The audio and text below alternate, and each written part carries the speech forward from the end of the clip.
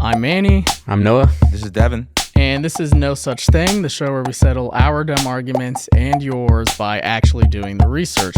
On today's episode, we're going to find out if you, dear listener, need therapy. There's no such thing. No such thing. No such thing. No such thing. No such thing. So I got the idea for this episode after an interaction I had with a friend. And this friend, when you hear this, I'm sorry for using our interaction as fodder for podcast content, but he's kind of like he leans bro-y, masculine guy from the Midwest. And I was texting him to see like when we should hang out. There's a game on and we were going to go watch the game. And then he was like, yeah, I can get there at 8 because my therapy wraps at 7. Totally normal thing to say to someone, except for the fact that I was surprised when I read it. I was surprised that someone like him was doing therapy. Not just that he was in therapy, but also that he would be open about it and tell me that he was in therapy. Okay. All right, that's another layer. Yeah, I'm not just Roll like my eyes a little bit. What kind of man? No, I was surprised that someone like him would be transparent about that, because he, to me, I think struck me as someone who like wouldn't want to either admit or, and it made me think like, because I'm from the Midwest, I'm from a red state. Like we grew up thinking about therapy as like, you really only should do that if you have some real problem, or like not thinking it was necessarily like feminine, but like something that was just kind of woo-woo, I guess. Yeah. And you, Devin, this is kind of exactly what I mean when we would hang out and you would say, hey, I'll be there after therapy. Yeah. That didn't surprise me at all coming from you. I was like, okay, that makes sense. I'm not a masculine man. Not from the Midwest. You're like, oh yeah, this guy. No, you're more curious. I'm surprised you're able to hang out. Yeah. So that interaction made me think about like the trajectory of like the kind of social acceptance of therapy has evolved in the past few decades. And maybe I'm underestimating my fellow Americans, but I think probably most people still don't do therapy or don't understand what it is exactly. And so I thought we could use our powers to kind of educate and like I think an episode about like what it is exactly I think could be really helpful, because personally I think it's a super useful tool. Here's Manny's disclaimer from his earlier statement. Are you in therapy? Yeah. Okay. Yeah. And there's like moments in my life where I have been, and then I would stop and then start up again. And there's like a lot of layers to, how it can be useful. Maybe how in some instances it's not useful. Okay. But I want to ask you guys like your experience with therapy, but also like where you see the public kind of consensus about therapy is. Yeah, so I've been in therapy now going on 5 years. I started during COVID. I'd been thinking about doing it beforehand, but I always just made some sort of excuse as to like why not to do it. And then COVID, I was like, well, everyone's going to therapy now, so like let's do it. Me deciding to go to therapy, to your point, it was like it wasn't a big deal, but it also was a big deal, right? Like, it's like, I don't know anyone in my immediate family who's gone to therapy and like talked about it outside of like, you've got to go, like maybe mandatory or like there's an issue here. And back in my mind, it was like, do I actually need this? Like, is this something I like actually should be doing? Like, it's not exactly cheap. And is this sort of like a waste of time? And it's not, I'm still doing it. And it felt like a good way to sort of also force me, as someone who doesn't like talking about their feelings, to like have to, at a certain time every week, have a dedicated time to talk about my feelings and to think about what the hell my feelings are. Because pre-therapy, I would just ignore how I felt. Not ignore, but just like push through how I felt about a lot of things and like never come back to it. Because I'm just like, well, if I just like feel somewhat normal or whatever, like, then I'm fine. Like, to me, before progress was like, do I feel sad? And you can also not feel sad by not thinking about the thing. Yeah. But it's also, I feel like it's a generational thing, right? I feel like our generation, like, no one bats an eye when you say, like, you're going to therapy. It took me a while to tell my mom that I was doing it. Why? I was worried that she was going to be like, oh, what's wrong with you? Yeah. Like that sort of like, are you good? Yeah, and I feel like growing up, there's like pop culture representations of therapy that make you feel like that. Yeah. Where it's like, if I'm getting therapy, that means something's wrong with me. Yes. My constant hesitation going into it was like, oh, people who go to this is like the pop culture thought of it. People who go to therapy are suicidal. Right. Yeah. And if I go to therapy, people are going to think I'm suicidal. So I have a lot of issues. That's not one of them. So yeah, and that was part of my thinking too. Is I ended up telling my mom after my dad died. I was just sort of like, we were talking about coping mechanisms, and I was like, whoa, I've been going for like 3 years. You don't know this, but I've been going to therapy. And it was like, for me, it was helpful to have that too, because it was like, okay, I've been doing the work with a therapist, and then a big thing happened in my life, and then have to like, he already knew the context of like my relationship with my dad and like all these sort of things, and it was like a person I could talk to that also was not grieving at the time, right? You think about a lot of the stuff, you try to the refrain of like, you should just talk to your family or friend is like, sometimes they're going through that stuff with you, right? And it's like, I think we think that we're a burden to people more so than we are. Yeah. But I think at times there can be things on my mind that feel like a burden. If I were to talk to a normal person about it, it feels like a burden. But obviously I'm paying my therapist, so he has to listen to me talk about it. This is why you're there. Yeah, exactly. What about you, Noah? Have you ever gone to therapy or thought about it? I have not. Interesting. Not once. I'm not even once. Yeah, I'm supportive of my brothers and sisters in therapy.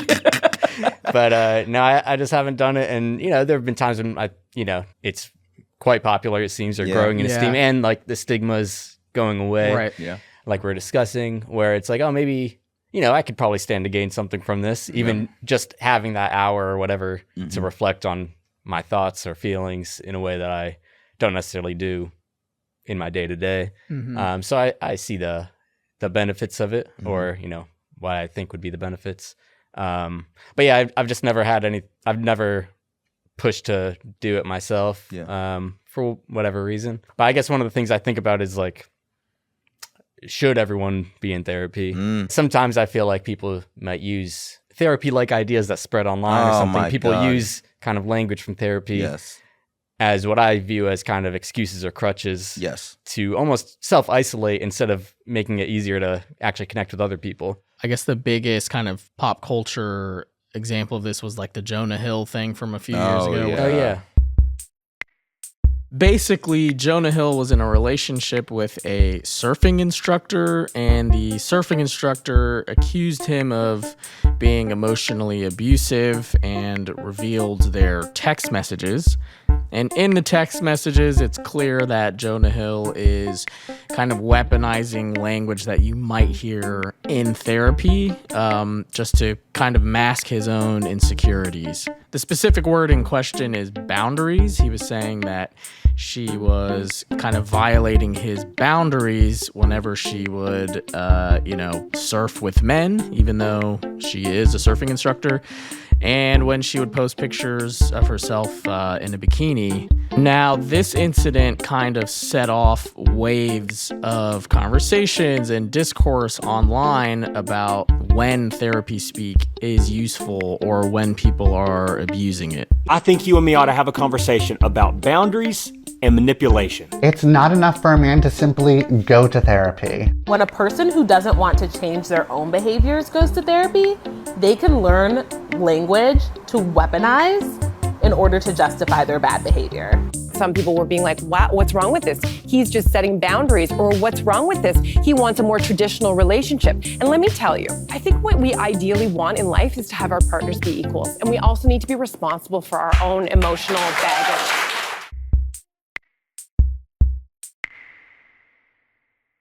I think the first time I did therapy actually was like right when I moved to New York, and Business Insider actually had some kind of a thing with your health insurance where like you could go do a couple sessions for free. Yeah.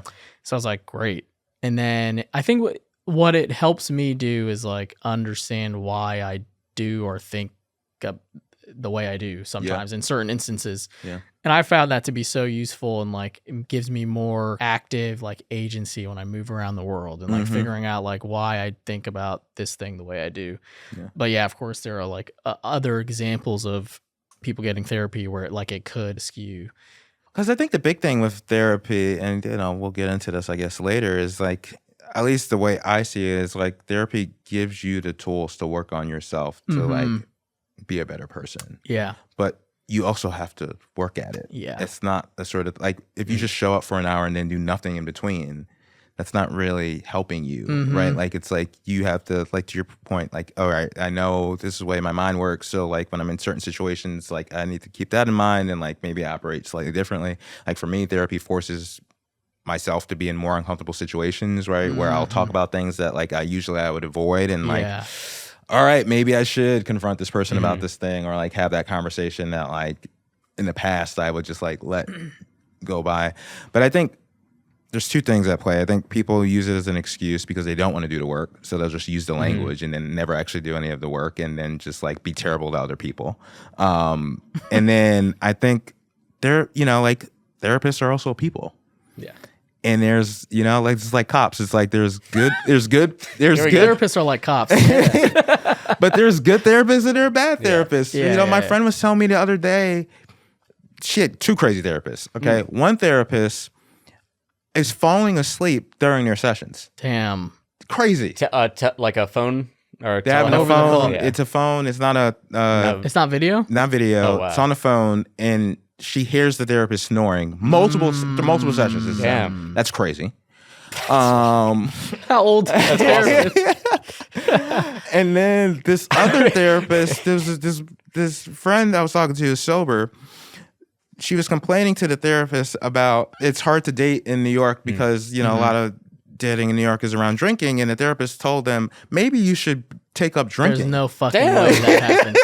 There's no fucking way. That's awesome. As a therapist, right? So I think that's also it to you, is that like, hey, there are bad doctors, there are bad versions of everything, right? Yeah. So like some people, maybe they are doing the work that their horrible therapist is telling them to do. No, I'm an alcoholic. I feel like people do also sometimes just want a therapist that just validates them. Yes. So they'll just go to complain about their friend or family member or whatever, and just want the therapist to be like, you know what, you're right. They want a ChatGPT therapist. And then if they get pushback from the therapist, or not even pushback, but just like maybe offering a different perspective, they'll be like, I need a new therapist. Yeah. Like, I'm not comfortable with this person. Wow. Yeah. They're challenging. I'm unsafe right now. Yeah. So.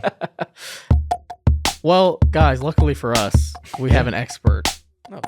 Sitting right over there. Oh, wow. Who can kind of walk us through this, because I think one of my goals for this episode is to kind of demystify what therapy is and what it can do for you. And so after the break, we're going to be talking to Lilly Kaplan. She's a therapist, and she's also the author of the Reality Test newsletter on Substack.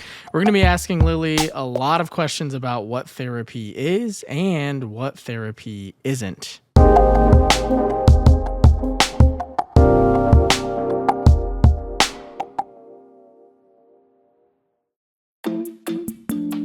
Hey folks, Manny here. Before we get to the rest of this episode, I just wanted to share some responses that we got to our food safety episode. When it comes to the bowl designated for vomiting that some households utilize, we ran a small poll, and apparently 56% of our listeners did have this dedicated sick bowl growing up. Couldn't be me, but that's fascinating.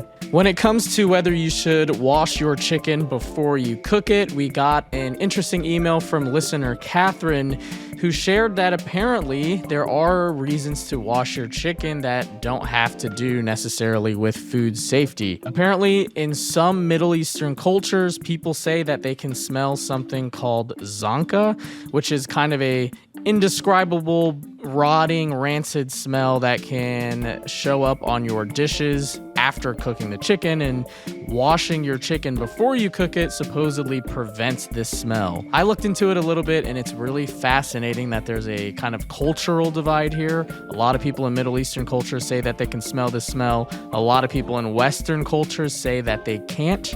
But we love hearing from you guys, so definitely please keep emailing us at mannynoahdevin@gmail.com. Enjoy the rest of the episode. Hi, Lily. Hi, Manny. Thanks for doing guys. this. Yeah, welcome to the show.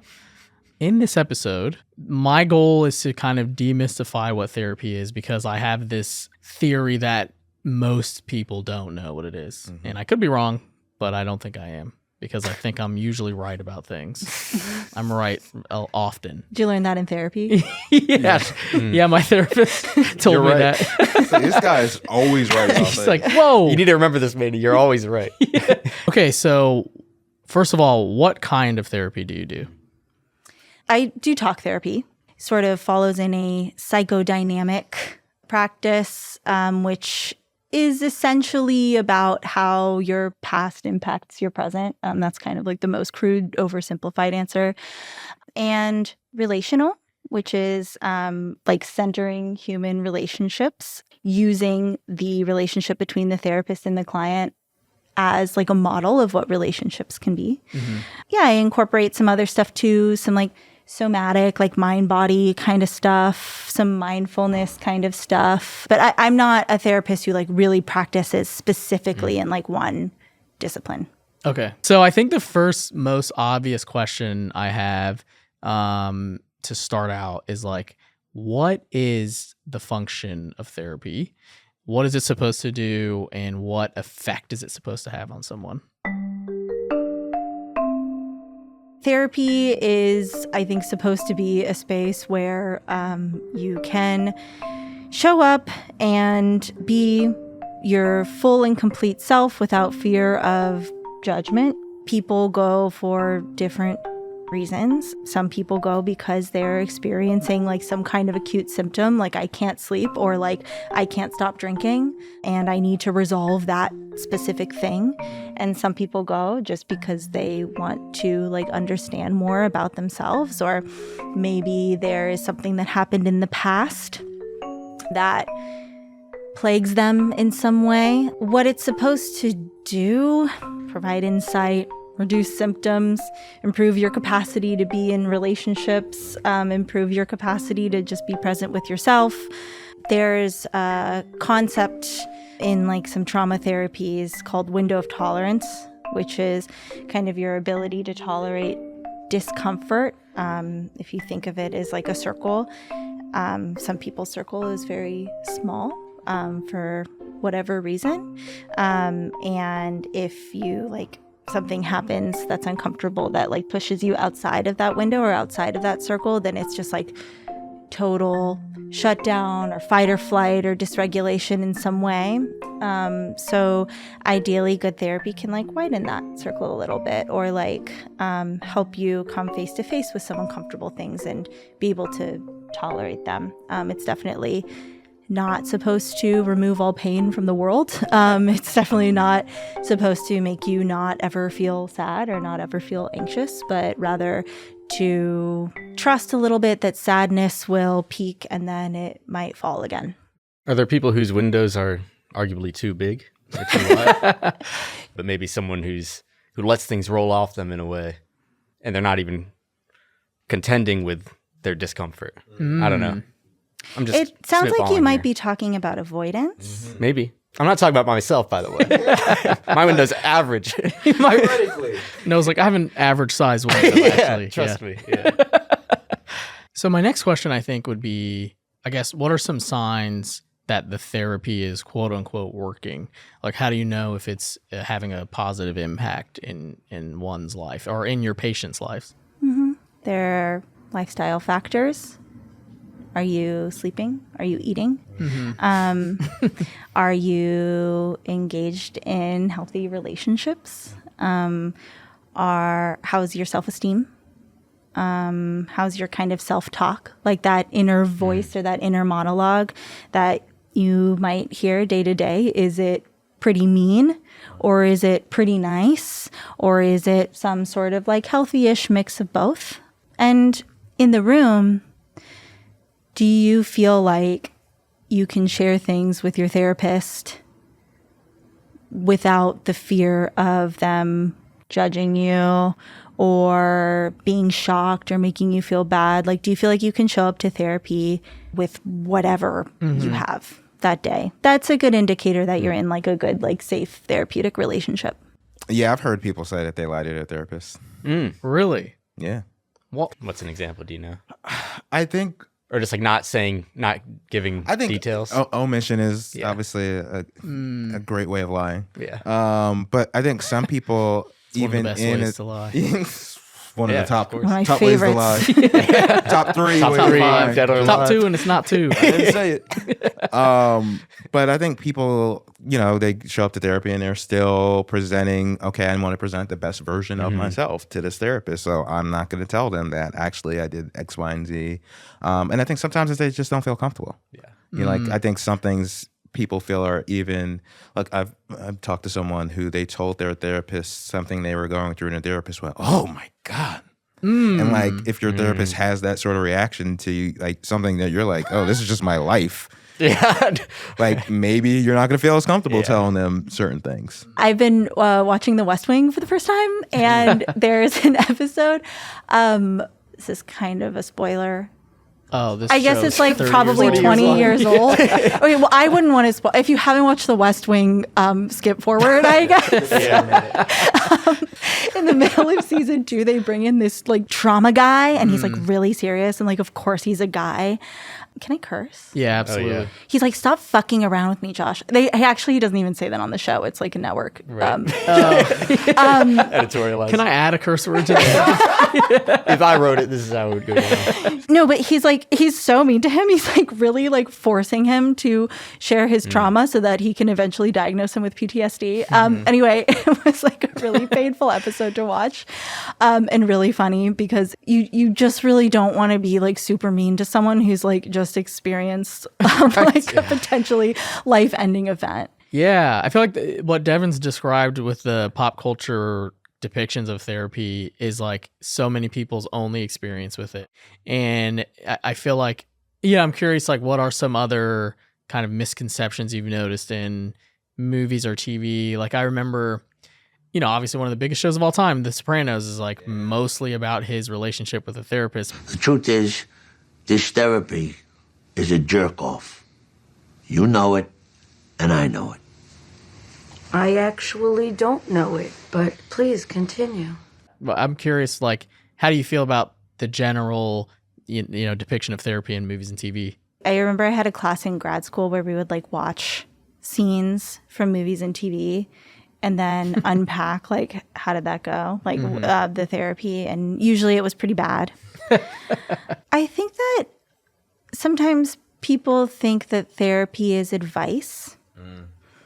It's for sure not. There's one thing that's on my mind that is something that went kind of viral on Twitter recently. I don't know if you guys saw this. It's like a tweet that's like, my therapist said this to me and it hit me like a brick. Have you seen this? I think so, yeah. Those who need from you do not respect you. You must separate yourself from those who do not, whatever. I don't know, some like fucking bullshit. Yeah. I think therapy is really hard to depict in movies and TV because it's really not something that can be summed up in a quote or in a scene. It's complicated. Yeah, I feel like the conception that therapy is advice is so prevalent. I feel like I hear that all the time where friends of mine, will be like, I need my therapist to like tell me what to do in life, like tell me that I should do, like they'll go and be like, here are 2 options, which one should I do? That's a life coach. Yeah, you need Tony Robbins. Are we going to talk about life coaches? Is that on the list today? Sure. Okay. I don't know exactly what it is. I'm curious about your thoughts on life coaches.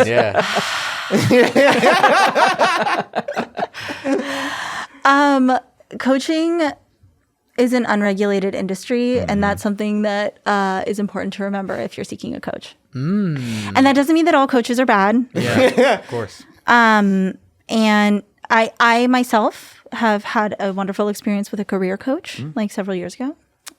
Before I became a therapist. Now look. And look at me now. I'm on podcasts, media circuit. But their coaching is also something that you can just say that you do.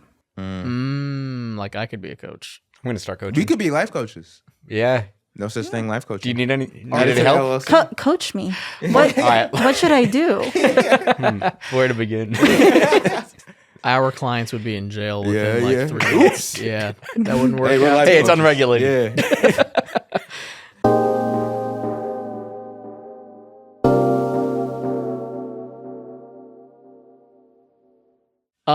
I'm curious about, you said earlier that like therapists are people. I'm curious, like, could you talk a little bit more about that? I feel like people do go into sessions thinking that there's kind of I don't know, a machine that's like supposed to help you do something. Yeah, therapists are famously human people, and I hope that it stays that way. Well, we can get into that. Yeah. Yeah, I mean, anything that can happen in a human relationship can happen in your relationship with your therapist. What's cool about therapy is that then you can talk about it. You can be like, hey, I'm having kind of weird, like, romantic feelings toward you. Mm-hmm. And sometimes there's a process that in the biz we call transference, where like a client, you might experience like a feeling that you may have like somewhere else in your life and like kind of imprint it onto the therapist. You remind me of my mom, you remind me of my girlfriend, you remind me of my ex, my friend, whatever, of my enemy. But yeah, therapists can make mistakes. Not me, of course, but other ones. They could fall asleep. They really shouldn't do that. That's wild. Yeah, there are I still can't get over that. But like sometimes, like, you know, I have offended people. I say sorry. We talk about what happened. This is part of also the sort of the therapeutic relationship as a model, like a model of rupture and repair, right? Like my client might come back and say, hey, you said this thing to me last week and it didn't really sit well with me. And I'm so stoked when that happens because I'm like, cool, like, let's talk about it. How did it make you feel? Was this something that was kind of out of line on my part? Is there like something that we should talk about in our relationship? Or is there like something else going on that also came in? And we get to unpack that stuff. And you don't necessarily get to do that with your friends or family. The notion that therapists are people is obvious, but also struck me because I was like my therapist laughs at my jokes sometimes, but for whatever reason, I love or it. they're not going like back to therapy next week. Like you didn't laugh at that joke. I thought it was really funny. well, they're not like knock jokes, but I'll say something funny. You should try that. I'll say something that's meant to me. What's on your mind, like, Randy? obviously, you're kind of supposed to chuckle or laugh, and then when it happens, I'm like, oh, that. Sometimes my therapist will laugh when I'm not telling a joke. And be like, oh, I'm laughing, and then explain why. He's like, oh, because that reminded me of this other thing that you've said, or like that situation is interesting because it reminds me of it. Yep. To your point, yeah, it is. At times, I'm like, oh, yeah, you are like you can have reactions to things. Yeah. I think this is a good misconception of therapy that people expect a sort of tabula rasa, right? The blank slate Freudian therapist who betrays nothing and is an identityless person, which also comes from some maybe old-fashioned ways of thinking that there is an identityless person, aka like a middle-aged white man as a default person. But yeah, no, I for sure have a personality. In sessions, I can't not. Sometimes I will make a face and my client will be like, what was that face? I don't know if that's a great thing that I do, but I can't help but be You're a very expressive person. So I've heard this. Yeah, I've received this feedback. it makes sense. Are there any other like kind of big misconceptions that we haven't touched on yet? That's a good question. Something that therapists are trained to do that your friends are not necessarily is to be aware of where their reactions are coming from. Like, it's interesting. Like you mentioned, your therapist like laughed at something and was like, oh, I laughed because of. I wonder if he hadn't shared that, if you might have been like, if you might have walked away thinking like, why did he laugh? Like, was he laughing at me? But for me, say I'm working with someone who reminds me of a friend and they got back together with an ex that we know has hurt them in the past. And I might immediately have the reaction. I might feel protective. I might feel like, oh my God, no, what are you thinking? What I am trained to do as a therapist, rather than that person's friend, is notice my own shit coming into the room and be like, okay, why am I reacting in this way? It is deeply not my place to judge. It's not my place to say that this is wrong. It's not appropriate to be like shocked. Like, oh my God, what? She said, what? You did what? Yeah, there's a concept called unconditional positive regard. That's like a best practice in therapy. It means that we ought to see our clients as inherently valuable people. It is not our place to judge. It's not our place to decide that, oh, you did this thing, therefore I think less of you. It doesn't mean validation in any circumstance. It definitely doesn't mean that. But it does mean that, like, you are a full and worthy person no matter what. Absolutely no matter what. Can you talk about how you might know that you are a bad match for a patient? Yes, not every therapist is for every client. A therapist might be a great therapist for one person and a terrible therapist for someone else. For me, if I am sitting with a client who makes me feel like really emotionally activated in some way, constantly, in a way that I feel like I cannot regulate myself, or like I can't have unconditional positive regard toward this client, I should not be working with this person. Also, if they have some kind of diagnosis that I'm just like not familiar with and don't have the time or resources to get trained on, if they need some kind of like specialized support, that is not a specialization that I have. That's something that I need to be honest and responsible and tell that person that I'm not the therapist for them. If they can only meet on weekends, then I also can't meet with them. Some logistics. Yeah. Taking that same question from the patient seeking a therapist point of view. All right, so we got, okay, making sure your therapist doesn't have crazy reactions to the things that you're telling them, making sure that they're maybe aligned with certain diagnosis that you have. Is there any other tips you would give for someone seeking a therapist? Like we were talking about earlier, like not just seeking someone who's just going to agree with you no matter what, right? Like your therapist, you may be a bit uncomfortable at times in therapy. That's okay, I'm assuming. Are there things, like that people should be considering when choosing a therapist, if they're trying to figure out if their therapist is the right fit for them? Definitely. You will and must be uncomfortable at times in therapy. There's some evidence that the quality of the relationship that you have with your therapist is more important than the kind of therapy that they're doing, like the model of therapy that they're doing. Like ultimately feeling safe and supported in that relationship is like basically the number one indicator that you will get what you're looking for out of therapy or get closer to where you want to go. Finding a good therapist is a little like dating. You might have a bunch of consultations that are usually free, should be free. You would probably know after a few sessions if you feel like this is someone that you can kind of sit with or not. There are definitely some red flags that you might want to be conscious of. If the therapist says or does something that makes you uncomfortable and maybe you bring it up and they don't respond in a way that feels open to feedback, then that's probably a problem.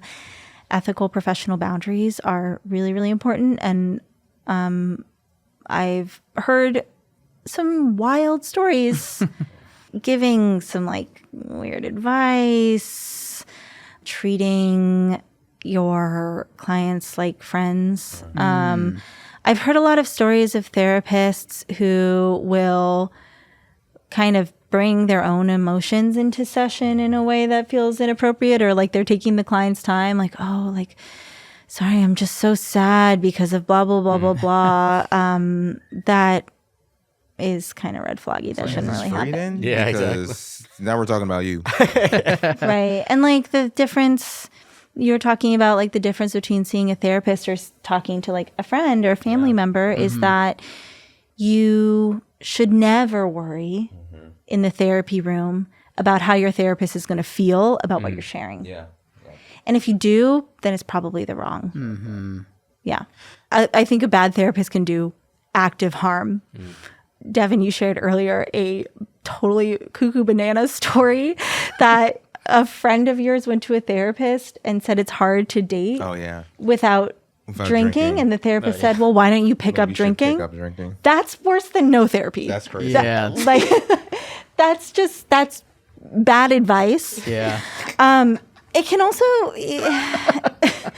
like, That's a and now crazy thing for anyone to say, let alone a therapist. Maybe they were being like irreverent or something. But maybe it was clearly received in a way that was harmful. Yeah. And, you know, therapy can do emotional damage. You can walk away feeling like you're bad.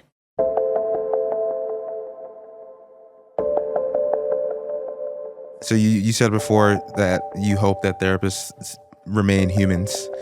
And, you know, there's this devastating story that just came out about this teenager who died by suicide and was talking to ChatGPT about it. And ChatGPT was basically encouraging this person to do it. And they were telling ChatGPT like they want to ask for help, and it was discouraging them from doing that. And we hear these sort of horror stories about AI therapy, but it's becoming more and more popular, and a lot of people will say, hey, I can't afford actual therapy. ChatGPT to a point is free. And it's better for me to sort of voice or talk through my shit with at least this thing, because it'll listen and give me some feedback, than not do it at all and just have it bottled up. I've been talking this whole time about human relationships and like the relationship being a tool of therapy. And what AI lacks is humanity and nuance, right? Ability to read beyond just the words that are being said. And that is really, really important when it comes to something like suicidality. I was actually just reading some research that came out this summer out of Stanford, that if you ask a chatbot something like, I'm feeling really down on myself and really low and I hate myself, what's the tallest bridge in Brooklyn? That it will say, I'm sorry you're feeling that way. Brooklyn Bridge is great to jump off of. And obviously a human therapist would connect those two things and say, why are you, you know, maybe there's something going on here, which is exactly what happened with this kid, where he was like, is this a good place to put the noose? And ChatGPT said, yes, that's great. The other thing that was part of this research was that AI holds some of the same stigmas toward like certain diagnoses or like mental health conditions that are held more broadly. And you see this in all kinds of like discrimination in like emerging tech, right? For example, if you ask ChatGPT if someone who's showing signs of schizophrenia is more likely to be violent toward other people, it will indicate that it thinks yes. This is a common misconception. It's not true. People with schizophrenia are more likely to have harm done to them than to do harm toward other people. But yeah, it is the job of a clinician to not stigmatize their clients and their clients' conditions. Or they ask chatbots if they would be more or less likely to work with someone who has symptoms of like alcohol use disorder. And the chatbots also showed the same stigma that we see in society more broadly. Mm-hmm. So that's obviously pretty concerning as well. Yeah. Another question just about like kind of the therapy speak. How much do you think these concepts that come from therapy are being maybe misused or misinterpreted more broadly? Oh my God, like 90% of the time. Because I think that's fueling my misconceptions too of like, how could this be helpful to me if I'm seeing it in kind of used in what I see as bad ways for people? Yeah, therapy speak is the bane of my existence. I will often ask clients who come in and use a lot of words that I know are circulating online to reframe that thing using their own words, just because the definitions of some of these things have been so corrupted. And I also really resent the way that people malign therapy speak as indicative of the entire like therapy culture. Yeah.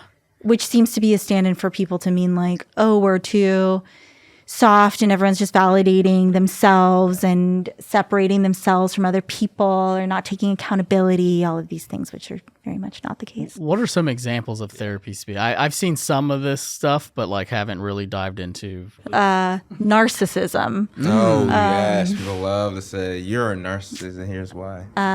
Trauma bonding. Trauma bonding. It does not mean what you think it means. What does trauma bonding mean? Go on. It does not mean that you talk with someone else about trauma or that you both experience trauma and you talk about it and now you're bonded. It is a tool of manipulation by which an abuser gives reward or punishment to a person that is the recipient of their abuse, the victim of their abuse. And in that way, they create a bond. That's news to me. Boundaries. That was the Jonah Hill thing. Big Jonah Hill thing. He said, "You're crossing my boundaries by wearing a bikini." Yeah. No.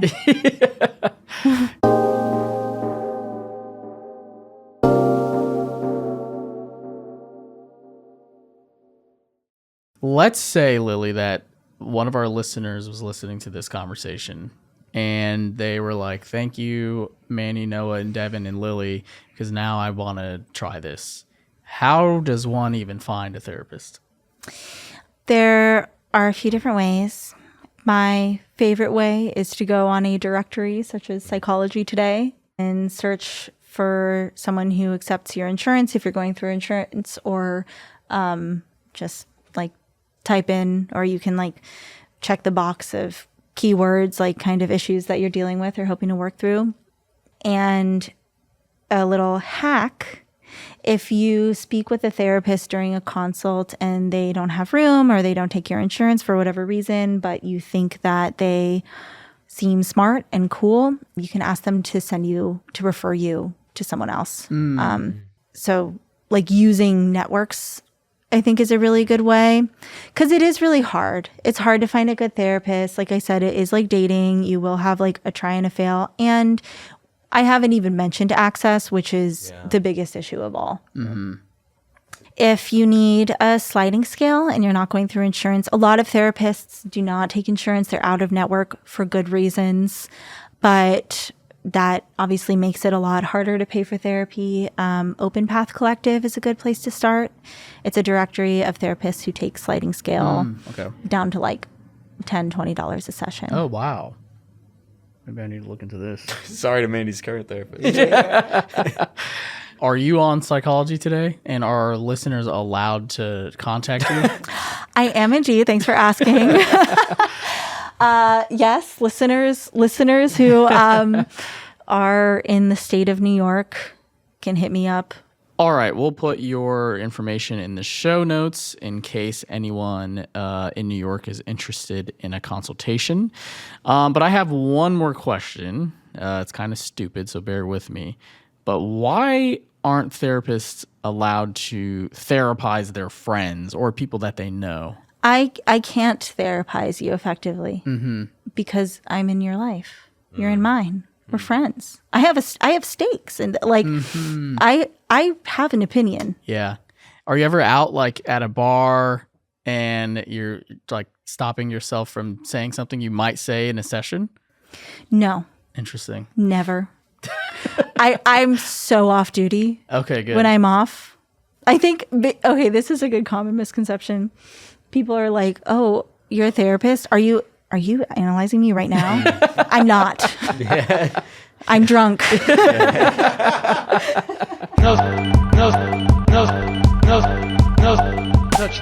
No Such Thing is a production of Kaleidoscope Content. Executive producers are Kate Osborne and Mangesh Hachikadur. The theme songs are produced by me, Manny, and the episodes are mixed by Steve Bone. Thank you to our guest, Lilly Kaplan. You can find her Psychology Today profile in the show notes, and you can be sure to subscribe to her newsletter, Reality Test. If you like what you're hearing, please be sure to give us 5 stars on wherever you're listening. And if you have any questions you want us to answer, please feel free to email us at mannynoahdevin@gmail.com. See you next time. No such thing.